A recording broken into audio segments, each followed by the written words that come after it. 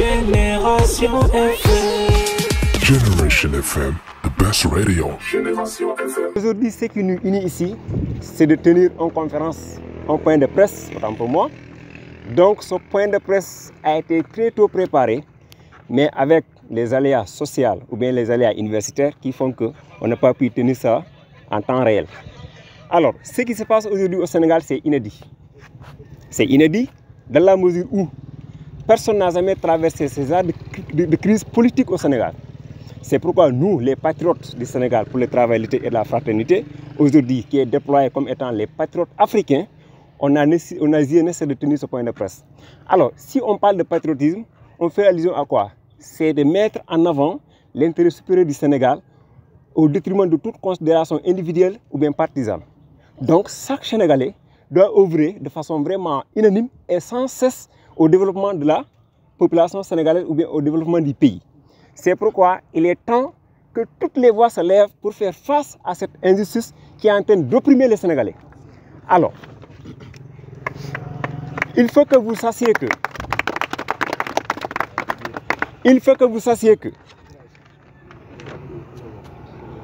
Pastef les Patriotes a ce qu'on appelle un projet de société.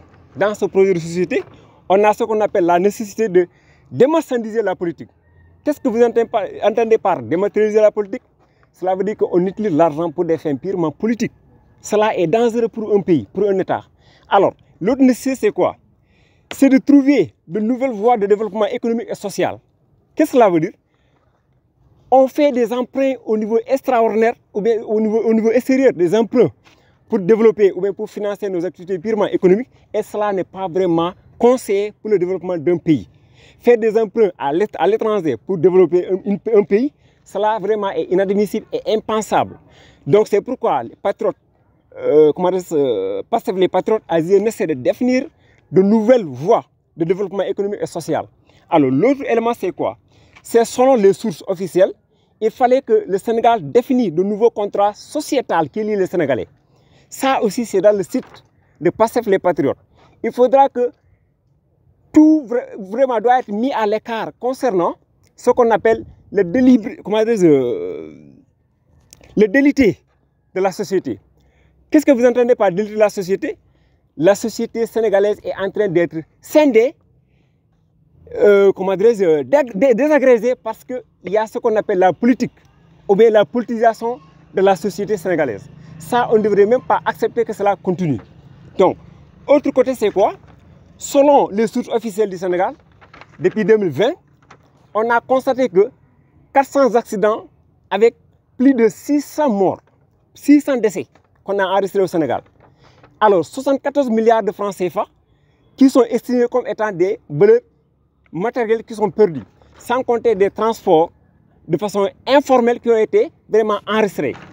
Donc, cela montre qu'on a un gouvernement qui n'est pas à la hauteur des attentes de sa population. Est-ce que ça vaut le coup de laisser cette population ou bien ce gouvernement continuer à semer tout ce qui est en déphasage des attentes de la population? C'est à nous maintenant de choisir. Non. Alors, autre chose c'est quoi? Vous constatez avec moi que 15% de la population, ou bien une population moins de 15 ans représente 74% de la population sénégalaise. Alors, 60% et plus, ou bien une population âgée de 60 ou plus, à moins de 64% de la population sénégalaise. Donc cela veut dire que 74% de la population sénégalaise, ou sinon de plus, est plus, ou bien à moins de 15%, à moins de 15 ans. Cela veut dire qu'actuellement, la population sénégalaise est jeune. Alors, est-ce que ça vaut le coup de laisser ce gouvernement massacrer cette jeunesse? Donc c'est à nous de voir. Si on est prêt à laisser ce gouvernement sacrifier cette jeunesse tout à fait jeune, c'est à nous de voir. Autre chose, c'est quoi?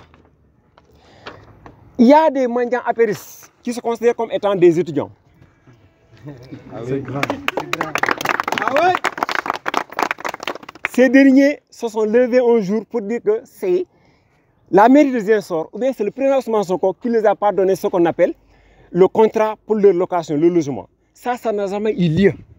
Tous les étudiants au Sénégal ne sont jamais manifestés contre leur maire pour soi-disant des allocations de bourse. Ou bien des allocations de logement. Ça n'existe nulle part. Donc, puisque eux, c'est des mendiants apéristes qui veulent vraiment ternir l'image du président Ousmane Sonko, on le laisse avec leur sort. Mais que tout le monde sache que ça n'a jamais existé. Et cela ne fait que ternir les images de ces étudiants. Ce n'est pas uniquement les étudiants de l'université de Dakar, tout simplement, mais ce sont des étudiants apéristes qui veulent vraiment ternir son image. Ça, vraiment, ça ne nous regarde même pas. Alors, en dehors de cela, il y a un journaliste dénommé, c'est pas, aidez-moi le nom, Cheikh Yérim Seck, qui a écrit un livre contre le président Ousmane Sonko. Vous savez, hein, le cas des Cheikh Yérim Seck ne devrait même pas faire un problème. Parce qu'aujourd'hui, si vous constatez bien, il y a ce qu'on appelle monsieur Dambougne, disait que Cheikh Yérim Seck a été privé du micro lors des manifestations à l'université l'ISEBS. Très bien. Donc pourquoi on l'a privé le micro? Parce qu'il a été considéré comme étant un traître. Il faisait des affaires avec le recteur. Donc cela veut dire que l'homme est un habitué des faits. Donc que cela ne surprend personne, il est là pour ses intérêts crypto personnels. C'est un mercenaire de la plume. C'est un mercenaire de la plume, très bien, merci. Alors, pour lui, on met de côté son cas. Et encore plus loin, qu'est-ce qu'il disait? Il dit que tous les activistes, l'activiste le plus crédible, c'est Mollah Morgun. Voyez-moi le crime le drame qu'il a secoué ces temps-ci le pays. Il a avancé des propos qui ne tiennent même pas, avec des preuves qui ne tiennent même pas, que même les gamins savent pertinemment que ça, c'est des photos montées. Alors, cela veut dire qu'il y a une vague de menteurs montés de toutes pièces. Autre côté, c'est quoi? Aujourd'hui, vous entendez très bien tout le monde parler de la convocation de la justice demain, de Mame Mbaye Niang, que vous ne voulez même pas prononcer. Alors, pourquoi? Parce qu'il mérite d'aller répondre à la justice. Et pourtant, avec la fameuse histoire de Adji Sarr, que le complot a été très nullement monté. Qu'est-ce qui s'est passé? Les gens qui devraient être audités par le juge même n'ont pas été audités. Pour quelle fin? Parce qu'on a une justice à double vitesse. Celui qui n'appartient pas au régime présidentiel sera vraiment à l'abri de la justice. Par contre, si tu n'es pas avec le régime présidentiel, toi, tu vas faire face à la justice et tu peux être interpellé à tout moment pour des futilités que personne ne peut imaginer. Cela veut dire qu'aujourd'hui, avec le rapport de l'OFNAC, qui est venu vraiment appuyer la crise des 94 milliards, ça n'a abouti à rien. Et c'est le président Ousmane Sonko qui a dénoncé ce fait. Mais aussi, la BBC autant pour moi, était venue encore s'appuyer sur les mêmes faits. Mais rien n'a bougé. Mais aujourd'hui, OFNAC a épinglé Mame Mbaye Niang, que le président Ousmane Sonko est venu appuyer là-dessus. Mais il pense que non, ce n'est pas l'appel de convoquer ce dernier, non, mais il faudra épingler celui qui a dénoncé ce fait. Celui qui a dénoncé ce fait. Donc, que tout le monde se prépare pour faire face à cette injustice. Alors, autre côté, c'est quoi? On a entendu l'histoire des passeports diplomatiques. On a aussi entendu l'histoire du détournement ou bien l'histoire des faux billets. Mais ces gens-là, où sont-ils aujourd'hui? Parmi les gens que le président Ousmane Sonko a déposé des plaintes au niveau de la table du procureur, où sont ces plaintes? Alors, et le rapport de la Cour des comptes avec des milliards. Et pourtant, pour ce rapport de la Cour des comptes, qu'est-ce que le président Ousmane Sonko a dit? Il a dit que la loi d'habilitation qu'on veut voter pour donner à Macky Sall toute la primauté de faire des dépenses sans rendre compte à personne, il a dénoncé ce fait. Mais ils l'ont considéré comme étant quelqu'un qui ne veut pas la population sénégalaise parce qu'on fait face à une crise sanitaire. Mais aujourd'hui, la Cour des comptes a dégagé un rapport qui montre que des milliards et des milliards ont été détournés par le gouvernement de Macky Sall.